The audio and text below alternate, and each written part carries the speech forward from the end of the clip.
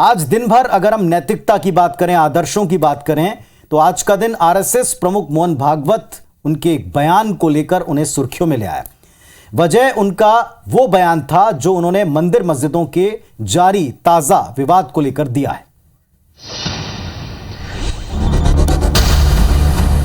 हर मस्जिद में शिवलिंग क्यों देखना? आरएसएस प्रमुख मोहन भागवत ने आखिरकार मंदिर मस्जिद के मुद्दे पर अपनी चुप्पी तोड़ी। 2 महीने से देश भर में ज्ञानवापी मस्जिद पर बहस छिड़ी हुई है। कोर्ट में केस पर सुनवाई जारी है। ऐसे में मोहन भागवत का बयान काफी मायने रखता है। यद्यपि पूजा उनकी उधर की है, उसमें वो रहना चाहते तो अच्छी बात है। हमारे यहाँ किसी पूजा का विरोध नहीं, सबकी मान्यता और सबके प्रति पवित्रता की भावना है। इसके साथ ही मोहन भागवत ने दूसरी मस्जिदों में मंदिर होने की दावा करने वालों को नसीहत भी दी। परंतु हर मस्जिद में शिवलिंग क्यों देखना? तो भाई वो भी एक पूजा है, ठीक है, बाहर से आई है। मोहन भागवत का ये बयान बताता है कि आरएसएस धार्मिक स्थलों को लेकर हो रहे विवादों से खुश नहीं है।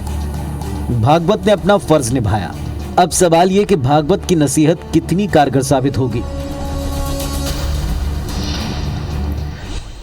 अब सब जानते हैं राष्ट्रीय स्वयंसेवक संघ यानी कि आरएसएस का देश की सियासत में कितना दखल है, असर है, ये किसी से छिपा नहीं है।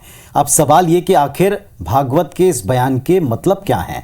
भागवत क्या संदेश देना चाहते हैं, किसको देना चाहते हैं? भागवत के इस बयान को डिकोड करना आज सबसे जरूरी है। भागवत के इस बयान की मंशा यह है कि वो नहीं चाहते कि देश में सांप्रदायिक सद्भाव का माहौल बिगड़े। इस बयान के जरिए भागवत मुस्लिम समुदाय को उनके धार्मिक स्थलों के प्रति सुरक्षा का एक भाव देना चाहते हैं, उनको आश्वस्त करना चाहते हैं। आरएसएस की छवि कट्टर हिंदुवादी संगठन की है। भागवत चाहते हैं कि आरएसएस की मुस्लिमों के बीच में एक उदारवादी संगठन की इमेज भी डेवलप हो, यह जरूरी है। एक और बात अहम है जिसे समझना पड़ेगा कि आरएसएस एक सामाजिक संगठन है, बीजेपी उसका राजनीतिक ब्रह्मास्त्र है। 2024 में चुनाव है और ऐसे में सांप्रदायिक तनाव हो सकता है, और अगर ऐसा हुआ तो देश हित में कतई नहीं होगा, न सरकार के हित में होगा। तो अब देखना यह होगा कि भागवत का बयान कब तक और कितना असरदायक साबित होता, कितना असर रखता है। वैसे बयान आया है आरएसएस प्रमुख मोहन भागवत का, तो ऐसा हो ही नहीं सकता कि इस पर सियासत आपको देखने को ना मिले, और स्पेशली मंदिर मस्जिद के मुद्दे पर। जब बयान भागवत का आया तो इस पर प्रति बयान या बयानबाजी या रिएक्शंस भी जमकर आए।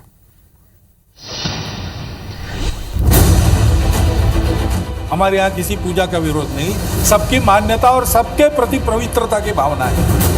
आरएसएस प्रमुख बहुत गिने चुने मौकों पर ही अपने विचार व्यक्त करते हैं, और जब भी करते हैं उस पर पूरे देश की नजरें टिकी होती हैं। इस बार भी ऐसा ही कुछ हुआ है। भागवत मंदिर मस्जिद विवाद पर बोले, भाषण में नसीहत भी थी, सुझाव भी था। अब लोग अपनी अपनी सुविधा के मुताबिक बयान के मायने निकाल रहे हैं। बात मध्य प्रदेश के गृह मंत्री नरोत्तम मिश्रा की करें तो उन्होंने मोहन भागवत का समर्थन किया।